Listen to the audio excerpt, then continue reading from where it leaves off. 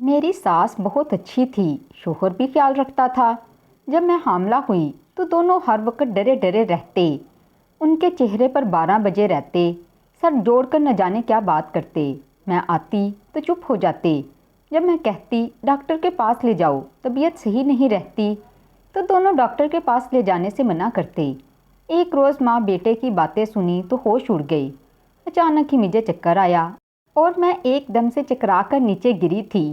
نیچے گرنے کی وجہ سے میرے پیٹ پر چوٹ لگی تھی اور میرے پیٹ میں شدید درد کی ٹیسیں اٹھنے لگیں۔ میرے گھر پر کوئی موجود نہیں تھا۔ مجھے کچھ سمجھ نہ آیا کہ کیا کروں۔ بڑی مشکل سے میں نے خود کو سنبھالا اور پھر اٹھتی ہوئی میں نے ادھر ادھر دیکھا۔ صوفے کا سہارا لیتے ہوئے میں اٹھ کھڑی ہوئی اور پھر جلدی سے صوفے کے ساتھ ٹیک لگاتی ہوئی میں صوفے پر آ کر بیٹھ گئی۔ میرے ماتھے پر ہلکے ہلکے پسینے کے قطرے نمودار ہونے لگے۔ آنکھوں سے آنسو بہنے لگے تھے۔ درد کی شدت میں مزید اضافہ ہوتا جا رہا تھا۔ کچھ سمجھ نہیں آ رہی تھی کہ آخر کروں تو کیا کروں۔ گھر میں بھی کوئی موجود نہیں تھا۔ میں نے جلدی سے اپنے ارد گرد دیکھا۔ مجھے ٹیبل پر اپنا ہی موبائل پڑا ہوا ملا۔ میں نے جلدی سے آگے بڑھ کر موبائل اٹھایا اور بڑی مشکل سے پاس ورڈ کھولا کیونکہ میری آنکھیں بند ہونے لگی تھیں۔ میں نے نمبر ڈائل کیا۔ میں نہیں جانتی یہ کس کا نمبر تھا اور کس کا نہیں۔ میں نے نمبر ڈائل کر کے کان سے لگایا۔ دوسری بیل پر ہی کال اٹھا لی گئی۔ آگے سے کوئی بول رہا تھا۔ یہ کوئی اور نہیں بلکہ میرا اپنا شوہر تھا۔ میں نے اسے کہا، تنویر میری طبیعت بہت خراب ہوتی جا رہی ہے۔ ابھی میں گری ہوں اور پیٹ پر چوٹ لگ گئی ہے۔ پیٹ پر چوٹ لگنے کی وجہ سے پیٹ میں درد کی ٹیسیں اٹھ رہی ہیں۔ آپ تو جانتے ہیں کہ میں کس حال میں ہوں۔ گھر پر امی بھی موجود نہیں۔ امی باہر کہیں سبزی لینے گئی ہوئی ہیں۔ آپ جلدی سے گھر واپس آ جائیں۔ مجھے کچھ ٹھیک نہیں لگ رہا۔ میں بے ہوش ہونے کو ہوں۔ میری اس بات پر کچھ دیر کے لیے آگے کی طرف سے خاموشی چھا گئی۔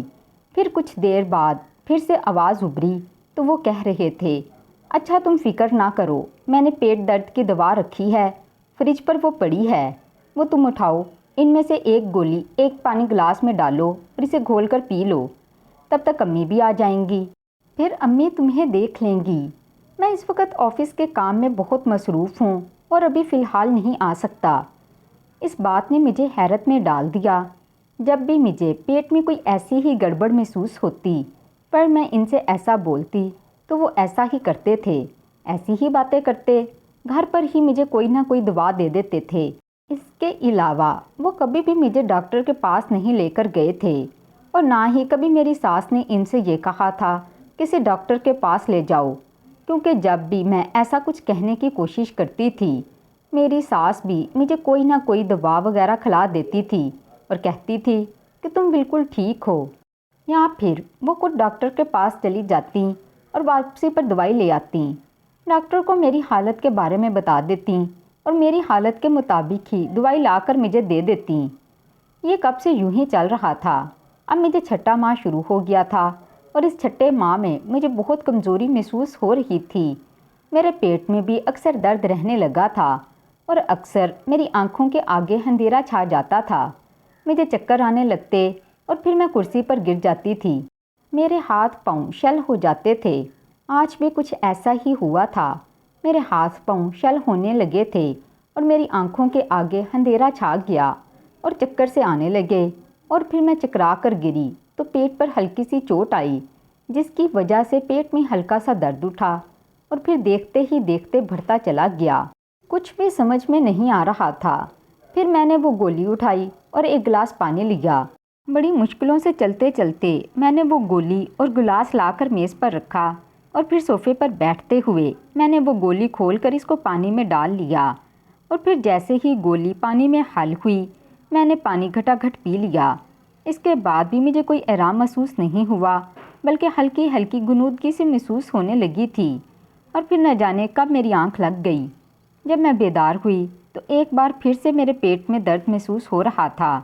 میں نے ادھر ادھر دیکھا، ابھی تک گھر پر کوئی بھی موجود نہیں تھا۔ میں نے گھڑیال پر نظر دوڑائی تو گھڑیال 2 بجنے کا اشارہ دے رہا تھا۔ میں نے ابھی گھر کا سارا کام بھی کرنا تھا۔ ادھر ادھر دیکھا تو سارے گھر میں سب چیزیں بکھری پڑی تھیں۔ میں نے آہستگی سے خود کو اٹھایا اور بڑے ہی ضبط سے آنکھوں میں آتے آنسوؤں کو صاف کرتے ہوئے چکراتے سر کے ساتھ اٹھی اور پھر پھیلی چیزوں کو سمیٹنا شروع کر دیا۔ کچن کی طرف بڑھی تو کچن میں بھی سب کچھ ویسے کا ویسے ہی بکھرا پڑا تھا۔ ابھی تک میری ساس گھر پر نہیں آئی تھی۔ ابھی میں گھر کو سمیٹ ہی رہی تھی کہ دروازے پر بیل بجی۔ میں نے کچن سے نکل کر آہستہ آہستہ قدم اٹھاتی دروازے کا رخ کیا۔ دروازے تک تقریباً میں پہنچ چکی تھی۔ اتنے میں شاید کوئی آنے والا دروازہ پیٹ پیٹ کر آدھا ہو چکا تھا۔ میں نے دروازہ کھولا تو آگے سے میری ساس کی خالہ زاد بہن مجھے آتی دکھائی دیں، جو کہ میرے دروازہ کھولنے کی منتظر تھی۔ مجھے کہنے لگی، ارے بیٹی، صبح سے باہر کھڑی ہوں، تم سو رہی تھی؟ میں نے کہا، نہیں، طبیعت بہت زیادہ خراب تھی۔ ابھی میں نے یہی کہا تھا کہ اس کی نظر میرے چہرے پر پڑ گئی اور پھر اس نے اپنے سینے پر ہاتھ رکھ لیا۔ میری رنگت پیلی ہو رہی تھی اور میری آنکھوں کے نیچے ہلکے پڑ رہے تھے۔ میری یہ حالت دیکھ کر اس نے جلدی سے اپنے سینے پر ہاتھ رکھا اور کہا، یا اللہ بیٹی، تجھے کیا ہو گیا ہے؟ ابھی 2 دن پہلے تو میں آئی تھی، تم بالکل ٹھیک تھی۔ یہ تمہاری آنکھوں کے نیچے اتنے ہلکے اور تمہاری رنگت اتنی زیادہ پیلی کیوں پڑتی جا رہی ہے؟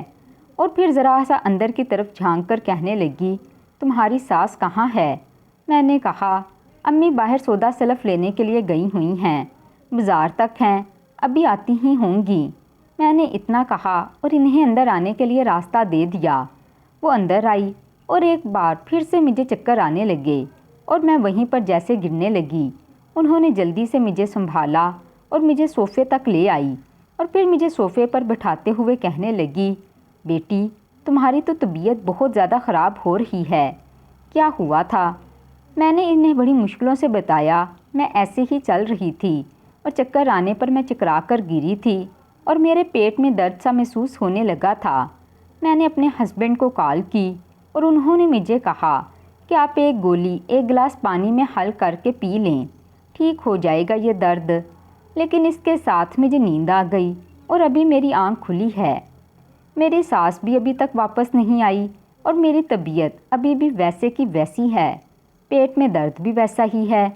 اپنی حالت کا بتاتے ہوئے میری آنکھوں سے آنسو بہنے لگے تھے۔ میری یہ بات سن کر وہ کہنے لگی، یہ تو بڑی خطرے والی بات ہے، لیکن اس سے پہلے تمہاری ساس اور تمہارے شوہر نے تمہارا کیا چیک اپ نہیں کروایا؟ کسی لیڈی ڈاکٹر کے پاس تم گئی ہو یا نہیں؟ لیکن میں نے کہا، نہیں، ابھی تک مجھے کہیں بھی نہیں لے جایا گیا۔ میں جب بھی ڈاکٹر کے پاس جانے کی بات کرتی ہوں، مجھے امی اور تنویر کہتے ہیں کہ تم بالکل ٹھیک ہو، تم یہ دوائی لے لو، یا پھر ڈاکٹر سے جا کر میری حالت بتا کر وہ دوائی لے آتے ہیں۔ آج تک مجھے کسی ڈاکٹر کے پاس نہیں لے کر گئی۔ ان کا کہنا ہے اگر ڈاکٹر کے پاس لے گئے تو وہ پیچیدہ بیماریاں نکال لیتے ہیں اور جس کی وجہ سے یہ نظام مزید تکلیف میں پڑ جاتا ہے اور وہ مجھے تکلیف میں نہیں دیکھ سکتے۔ اس وجہ سے مجھے ڈاکٹر کے پاس نہیں لے کر گئی۔ میں نے اپنی معصومیت ان کے سامنے رکھی تو وہ کہنے لگی، خدا کی بندی، اپنی حالت دیکھو، ایسا کون کرتا ہے بھلا؟ تم چلو، میں تمہیں ڈاکٹر کے پاس لے چلتی ہوں۔ میں نے جانے سے انکار کیا تو وہ مجھے زبردستی اٹھانے لگیں، کہنے لگیں کہ نہیں، اگر نہ گئی تو تمہاری جان بھی جا سکتی ہے۔ جو تمہاری حالت ہے اس سے مجھے کچھ ٹھیک دکھائی نہیں دے رہا۔ مجبوراً مجھے اس کے ساتھ اٹھ کر جانا پڑا۔ اگلے آدھے گھنٹے میں ہم دونوں ڈاکٹر کے پاس موجود تھے۔ یہ ایک زنان ہاسپٹل تھا جس میں صرف عورتیں ہی عورتیں دکھائی دیتی تھیں۔ میں نے دیکھا یہاں پر میری جیسی اور بھی خواتین موجود تھیں جو کہ ماں بننے والی تھیں اور ڈاکٹر سے اپائنٹمنٹ لے کر حاضر ہوئی تھیں۔ میری حالت دیکھتے ہوئے نرس نے مجھے جلدی سے اندر بلا لیا، لیکن جیسے ہی ڈاکٹر صاحبہ نے میرا الٹرا ساؤنڈ کیا، اس کی چیخیں نکل گئیں۔ میرا نام حنین ہے اور میں اپنی والدین کی دوسری اور آخری اولاد تھی۔ میرا پہلا ایک بھائی تھا جس نے مجھے پال پوس کر بڑا کیا، کیونکہ میرے پیدا ہوتے ہی میری ماں اس دنیا سے رخصت ہو گئی تھی اور میرے پیدا ہونے سے پہلے ہی میرا باپ اس دنیا سے چلا گیا تھا۔ یوں میں پیدا ہوتے ساتھ ہی یتیم پیدا ہوئی تھی اور میرا بھائی جو کہ 15 سال کا تھا، اس نے میری کفالت کا ذمہ لے لیا اور پھر محنت مزدوری کر کر وہ میرا پیٹ پالنے لگا۔ جب وہ 25 سال کا ہوا تو اس نے شادی کی اور پھر بھائی اور بھابھی دونوں نے مل کر ہی میری پرورش کی۔ آہستہ آہستہ میں بڑی ہوتی گئی اور پھر جیسے ہی میں نے میٹرک پاس کیا فوراً سے بھابھی کو میری شادی کی فکر آن پڑی۔ بھابھی بھیا سے خوف کھاتی تھی، اسی لیے ان کے سامنے وہ مجھے کچھ نہ کہتی تھی، لیکن بھیا کی پیٹھ پیچھے وہ اکثر مجھے تانے دیتی رہتی، مجھے کافی باتیں سناتی اور کہتی میں تمہیں جلد ہی اس گھر سے نکال دوں گی۔ یہی وجہ تھی کہ انہوں نے میرے میٹرک کرتے ساتھ ہی میرے لیے رشتہ ڈھونڈنا شروع کر دیا۔ بھیا سے کہنے لگی اب حنین بڑی ہو گئی ہے اور اس کے لیے رشتہ ڈھونڈنا شروع کرو، ہمیں اس کی شادی کر کے اسے بیاہ دینا چاہیے، ورنہ بن ماں باپ کی بیٹیاں اچھی نہیں ہوتی، انہیں ہم چاہیے جتنا مرضی پیار دے لیں، لیکن ماں باپ کی پرورش کی طرح ہم پرورش نہیں کر پاتے، یا پھر وہ اپنے آپ کو آزاد سمجھ کر کوئی نہ کوئی بڑا فیصلہ لے لیتی ہیں، اور میں نہیں چاہتی کہ وہ کوئی بڑا قدم اٹھا لے۔ یہ بات میں نے بھابھی اور بھائی کے کمرے سے آتے ہوئے سنی تو مجھے یوں لگا جیسے کسی نے میرے پیروں تلے سے زمین کھینچ لی ہو۔ بھیا نے مجھ سے اس بارے میں بات کی تو میں نے خاموشی سے انہیں ہاں میں جواب دے دیا۔ میں نے کہا بھیا میں آپ کی مرضی کے آگے سر جھکا دوں گی، آپ چاہیں جس سے بھی میری شادی کریں میں راضی ہوں۔ پھر کیا تھا، پھر چٹ منگنی پٹ بیاہ والا سین ہونے لگا۔ میری بھابھی کے ہی کچھ جاننے والوں میں میرا رشتہ طے کر دیا گیا اور 1 مہینے بعد ہی میری شادی بھی کر دی گئی۔ شادی کے وقت میری عمر تقریباً 16 سال تھی۔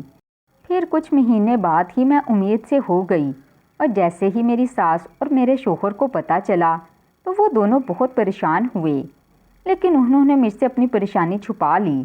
لیکن جب بھی مجھے کوئی تکلیف سی اٹھتی میں ان دونوں کو ڈاکٹر کے پاس جانے کا بولتی تو وہ دونوں مجھے خاموش کروا دیتے، یا پھر ڈاکٹر کے پاس جا کر میرے مرض کے مطابق دوائی لے کر آتے اور گھر آ کر مجھے کھلاتے تھے اور کہتے کہ تمہیں ابھی ڈاکٹر کے پاس جانے کی کوئی بھی ضرورت نہیں، تم بالکل ٹھیک ٹھاک ہو، ڈاکٹر نے بھی تمہیں اپنے پاس آنے سے منع کیا ہے، اور اپنی مرضی سے دوائی دے دیتے۔ یہاں تک کہ مجھے بھائی کے گھر تک جانے سے بھی روک دیا گیا، اور نہ ہی دوبارہ میرے بھائی اور بھابھی نے میرا حال چال پوچھا۔ ہاں کبھی کبھی ایسا ہو جاتا تھا کہ بھائی کال کرتے اور کال پر ان سے تھوڑی بہت بات ہو جاتی، لیکن بھابھی نے تو دوبارہ میری طرف دیکھنا بھی گوارا نہ کیا۔ خدا کا شکر تھا کہ میں جیسے ہی یہاں پر بیاہ کر آئی میری ساس اور میرا شوہر دونوں ہی میرے ساتھ بہت اچھے تھے، ان کا رویہ میرے ساتھ بہت اچھا تھا، میری مرضی کے مطابق ہی سب کچھ ہونے لگا تھا۔ مجھے یوں لگنے لگا جیسے میں اس گھر کی شہزادی ہوں، جیسے ان لوگوں کو صرف میری ہی ضرورت تھی، میں یہاں آ کر مکمل ہو چکی تھی۔ ایک ماں کی جو کمی ہمیشہ رہتی تھی وہ میری ساس کی موجودگی میں پوری ہو چکی تھی۔ میرے لیے اس سے بڑھ کر اور کیا تھا، میں نے خدا کا شکر ادا کیا۔ میں جتنا بھی خدا کا شکر ادا کرتی تھی اتنا کم تھا۔ میرے شوہر ایک اونچی پوسٹ پر کام کر رہے تھے، وہ عمر میں مجھ سے کافی بڑے تھے، لیکن وہ میرے ساتھ بڑے ہی پیار سے پیش آتے تھے اور مجھے ان کی یہی ادا بہت پیاری لگتی تھی۔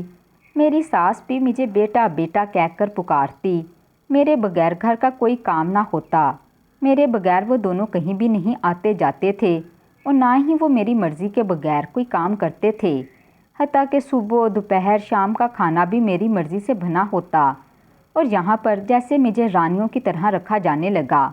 میرے ماں بننے کی خوشی بھی دونوں کو بہت تھی، لیکن جب بھی میری طبیعت خراب ہوتی ہے اور میں ڈاکٹر کے پاس جانے کا بولتی تو دونوں خاموش ہو جاتے، اور ان کی یہ خاموشی مجھے کھٹکنے لگتی تھی، ان کے چہروں کی رنگت اڑ سی جاتی، مجھے یوں لگتا جیسے دال میں کچھ کالا ہے، یا پھر یہ دونوں مجھ سے کچھ چھپا رہے ہیں۔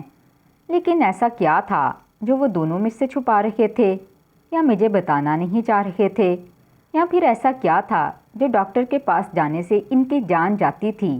میں حیرت سے اکثر اپنے شوہر سے پوچھا کرتی تھی، لیکن انہوں نے مجھے کوئی جواب نہ دیا۔ ان سے مایوس ہو کر میں نے اپنی ساس سے بھی اس بارے میں بات کی، لیکن وہ مجھے کہنے لگی بیٹا یہ تمہارا وہم ہے، بس ہم نہیں چاہتے کہ ڈاکٹر تمہارے ساتھ کچھ غلط کرے، کیونکہ وہ بیماری نہ ہونے کی صورت میں بھی کوئی نہ کوئی بیماری بنا دیتے ہیں، اور پھر کچھ ایسی گرم دوائیں بھی دے دیتے ہیں جس سے ماں اور بچے دونوں کی صحت پر برا اثر پڑ جاتا ہے۔ اور ہم نہیں چاہتے کہ تم پر کوئی آنچ آئے۔ بیٹا اسی لیے اس بات کو سمجھو اور خاموش رہو۔ جب تمہیں ڈاکٹر کے پاس لے جانے کا وقت آئے گا ہم خود تمہیں ڈاکٹر کے پاس لے جائیں گے۔ اپنی ساس کی یہ بات سن کر میں خاموش ہو گئی تھی، لیکن میرے دل کو پھر بھی تسلی نہ ہوئی۔ ابھی میں یہی سوچ رہی تھی، اب تو میری شادی کو بھی 8 مہینے ہو چکے تھے اور میرے پیٹ میں پلنے والے بچے کو اب تقریباً 5 ماہ ہو چکے تھے۔ 6واں ماہ شروع ہو چکا تھا اور آج اچانک ہی میں چکر کھا کر گر گئی تھی۔ میرے پیٹ میں بھی درد سا اٹھنے لگا تھا۔ میں نہیں جانتی تھی کہ ایسا کیوں ہو رہا ہے۔ میں نے اپنے شوہر کو کال کی، اس نے مجھے دوائی کھانے کے لیے کہہ دیا۔ پھر میں سو گئی۔ جب میں اٹھی تو پھر بھی میری یہی حالت تھی۔ دروازے پر جا کر دیکھا تو وہاں پر میری ساس کے رشتے میں لگتی ایک بہن موجود تھی۔ اس نے میری حالت دیکھی اور مجھے ڈاکٹر کے پاس لے جانے کی رٹ لگانے لگی۔ پھر میں بھی مجبوراً اس کے ساتھ ڈاکٹر کے پاس چلی آئی، لیکن ڈاکٹر نے جیسے ہی میرا چیک اپ کیا اور میرا الٹرا ساؤنڈ کیا، اس کی چیخیں نکل گئیں۔ شاہدہ خالہ میرے ساتھ کھڑی تھیں۔ انہوں نے ڈاکٹر کی یہ چیخ سنی تو حیرت سے ان کی جانب دیکھا اور کہنے لگیں، کیا ہوا ڈاکٹر صاحبہ، سب کچھ ٹھیک تو ہے؟ تو ڈاکٹر کہنے لگیں، آپ اس کی ساس ہیں، آپ کو شرم نہیں آتی؟ اتنی چھوٹی سی بچی ہے، اس کی تو عمر بھی ابھی شادی کی نہیں اور آپ نے اس کی شادی کر لی اور اب تو یہ 5 ماہ کا بچہ اس کے پیٹ میں پل رہا ہے۔ آپ کو شرم نہیں آتی اتنی چھوٹی بچی کی شادی کرتے ہوئے؟ اور جانتے بھی ہیں اب اس کے ساتھ کیا ہو چکا ہے، اس کا فوراً ہی آپریشن کرنا پڑے گا۔ شاہدہ آنٹی میرے طرف دیکھتے ہوئے کہنے لگی، نہیں یہ میری بہو نہیں، میری بہن کی بہو ہے اور اس وقت اس کی طبیعت بے حد خراب تھی۔ اس کے گھر پر کوئی بھی موجود نہیں تھا، اسی لیے اسے میں یہاں پر لے آئی، لیکن اگر کوئی بڑی بات ہے تو آپ مجھے بتا دیں۔ شاہدہ آنٹی نے یہ بات کہی تو وہ کہنے لگی، کیونکہ اس کے اندر جو بچہ ہے وہ 2 دن پہلے ہی مر چکا ہے۔ اس کا زہر آہستہ آہستہ اس کے جسم میں پھیلتا جا رہا ہے۔ اگر وقت پر آپریشن نہ کیا گیا تو پھر سارا زہر اس کے جسم میں پھیل جائے گا اور اس کی جان بھی چلی جائے گی۔ جلد سے جلد اس کا آپریشن کرنا ہوگا۔ ڈاکٹر نے کہا تو شاہدہ آنٹی کہنے لگیں، ٹھیک ہے میں اس کے گھر والوں کو اطلاع کرتی ہوں، آپ لوگ آپریشن کی تیاری کریں۔ یہ کہتے ہوئے شاہدہ آنٹی باہر چلی گئیں اور ڈاکٹرز میری آپریشن کی تیاری کی طرف لگ گئیں۔ کچھ دیر بعد دروازہ کھلا اور میں نے دیکھا میرا شوہر اور میری ساس دونوں ہی میری طرف بڑھ رہے تھے۔ ان دونوں کی آنکھوں میں آنسو تھے اور میری ساس جلدی سے آگے بڑھی، میرے سر پر پیار سے ہاتھ پھیر کر کہنے لگی، میری بچی کیا ہوا؟ ابھی میری ساس یہی کہہ رہی تھی کہ ڈاکٹر رحیلہ آئی اور اس نے تو جیسے میری ساس کو سینگوں پر اٹھا لیا۔ کہنے لگی، آپ کو شرم آنی چاہیے، اتنی چھوٹی سی بچی کی شادی کرنے کے بعد آپ لوگوں نے اتنا بھی نہ سوچا کہ اس کی زندگی کتنی خراب ہو سکتی ہے، اس طریقے سے اس کی جان بھی جا سکتی ہے، اور آپ لوگوں کو تو چاہیے تھا کہ پہلے منتھ سے ہی اسے میرے پاس لے کر آتے، اس کا باقاعدہ چیک اپ کرواتے یا پھر کسی اور ڈاکٹر کے پاس لے جاتے تو یہ حالت نہ ہوتی۔ اب بچی کی جان بھی خطرے میں ہے۔ جی تو چاہ رہا ہے تم لوگوں میں پولیس کیس بنا دوں، لیکن ابھی اس وقت بچی کی جان بچانا بہت لازمی ہے۔ آپ لوگ باہر جائیں، ہمیں آپریشن کی تیاری کرنے دیں۔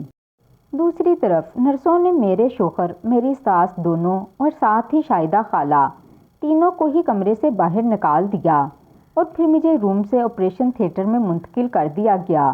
جب میں ہوش میں آئی تو دیکھا کہ میرا سارا جسم سن ہو چکا ہے۔ میرے ارد گرد میرا شوہر، میری ساس، شاہدہ آنٹی، ڈاکٹرز اور نرسز کھڑی تھیں۔ مجھے ہوش میں آتا دیکھ کر نرس آگے بڑھی اور مجھ سے میری طبیعت کا پوچھنے لگی۔ اس کے بعد ڈاکٹر آگے بڑھی اور اس نے مجھ سے میری طبیعت کا پھر سے پوچھا اور کہنے لگی، بیٹا کیا آپ کی شادی آپ کی مرضی سے ہوئی ہے؟ میں نے ادھر ادھر دیکھا، مجھے ایک کونے میں اپنے بھائی اور بھابھی بھی کھڑے نظر آئے۔ میں نے خاموشی سے سر ہلا دیا۔ میں نے کہا، جی میری شادی میری مرضی سے ہوئی تھی۔ تو ڈاکٹر صاحبہ کہنے لگی، اگر کوئی مجبوری تھی تو مجھے بتائیں، کسی نے آپ پر زبردستی کی ہے تو بھی مجھے بتائیں۔ ان لوگوں پر کم عمری میں شادی پر کیس بھی ہو سکتا ہے اور ساتھ ہی ساتھ تمہیں اس حالت تک پہنچانے کا بھی کیس ہو سکتا ہے۔ لیکن میں نے جلدی سے ڈاکٹر صاحبہ کو بھری ہوئی آواز میں کہا، نہیں ڈاکٹر صاحبہ، ایسا مت کیجیے، بس گھر میں تھوڑی سی مجبوری آ گئی تھی، جس مجبوری کے تحت مجھے شادی کرنی پڑی۔ میرے بھیا اس شادی کے حق میں نہیں تھے، لیکن جو قسمت میں لکھا ہوتا ہے وہی ہو جاتا ہے۔ مجھے اپنے بھائی اور اپنے شوہر سے بہت محبت ہے۔ آپ پلیز ڈاکٹر صاحبہ پلیز کو مت بلوائیے، بس معاملہ یہیں پر ختم کر دیجیے۔ ڈاکٹر صاحبہ بہت برہم تھیں، لیکن پھر اس کے بعد اس نے میری حالت کو دیکھتے ہوئے میرے سر پر پیار سے ہاتھ پھیرا اور کہنے لگیں، چلو ٹھیک ہے، تم آرام کرو، تمہارے کہنے پر میں ان لوگوں کو کچھ نہیں کہہ رہی، ورنہ ان لوگوں کو میں دیکھتی۔ اور خبردار، آپ لوگ اب دوبارہ اس بچی کو اس حالت میں نہ لائیے گا، ورنہ آپ لوگ مجھے جانتے نہیں، میں پولیس کیس بھی بنوا سکتی ہوں، پھر آپ لوگوں کا بچنا بہت مشکل ہو جائے گا۔ اور تم، میرے شوہر کی طرف وہ انگلی سے اشارہ کر کے کہنے لگیں، جب تک بچی 20 سال کی نہیں ہو جاتی تب تک تم اس کے قریب نہیں جاؤ گے، یاد رکھنا اس بات کو، اور آپ نے اس بچی کا بے حد خیال رکھنا ہے۔ میری ساس کی طرف ہاتھ کرتے ہوئے کہنے لگی۔ میری ساس نے اطاعت مندی سے سر جھکا لیا اور میرے شوہر کو بھی ڈاکٹر تمام ہدایات دیتی ہوئی واپس چلی گئی۔ میرے بھائی آگے بڑھے اور مجھ سے کہنے لگے، مجھے معاف کر دینا بیٹا، میں نہیں جانتا تھا کہ میرا اس جلدی میں کیے گئے فیصلے کی اتنی بڑی سزا تمہیں مل سکتی ہے۔ میں نہیں جانتا تھا بیٹا، مجھے معاف کر دینا۔ اگر مجھے پتا ہوتا کہ تمہیں اتنی تکلیف ہوگی تو میں کبھی تمہاری شادی نہ کرتا۔ اگر آج تمہیں کچھ ہو جاتا تو پھر میں روز محشر اپنے والدین کو کیا منہ دکھاتا؟ میں نے تو ان سے تمہاری کفالت کا ذمہ لیا تھا، لیکن میں تو تمہاری حفاظت ہی نہ کر سکا۔ میں کیسا بھائی ہوں؟ میں نے تم پر اتنا بڑا ظلم کر دیا۔ انہوں نے روتے ہوئے کہا تو میں نے پیار سے ان کا ہاتھ پکڑا اور اپنے ہونٹوں سے لگا لیا۔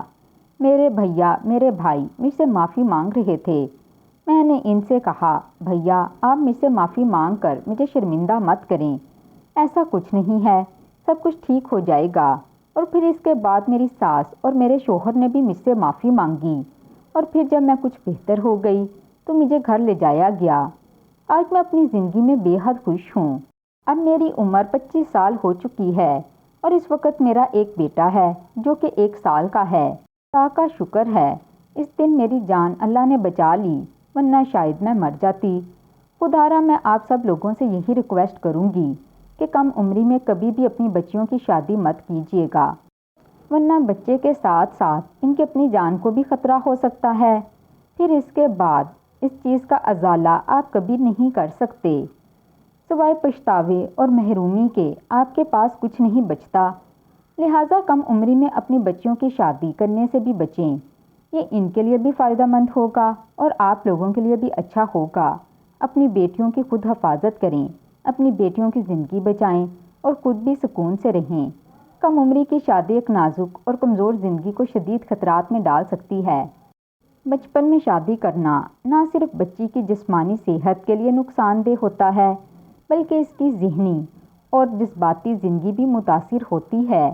ایک بچی جو خود ماں کی ممتا کو سمجھنے کی عمر میں نہیں پہنچی ہوتی، جب ماں بننے پر مجبور کی جاتی ہے تو وہ صرف جسمانی نہیں، روحانی طور پر بھی ٹوٹ جاتی ہے۔ لیکن اگر وقت پر ہمدردی، تعاون اور صحت کی سہولت ملے تو زندگی سنور سکتی ہے۔ دھوپ کے بعد چھاؤں ضرور آتی ہے، دکھ کے بعد سکھ بھی مقدر بنتا ہے۔ اللہ جسے آزماتا ہے اس کے لیے صبر کا دروازہ بھی کھولتا ہے۔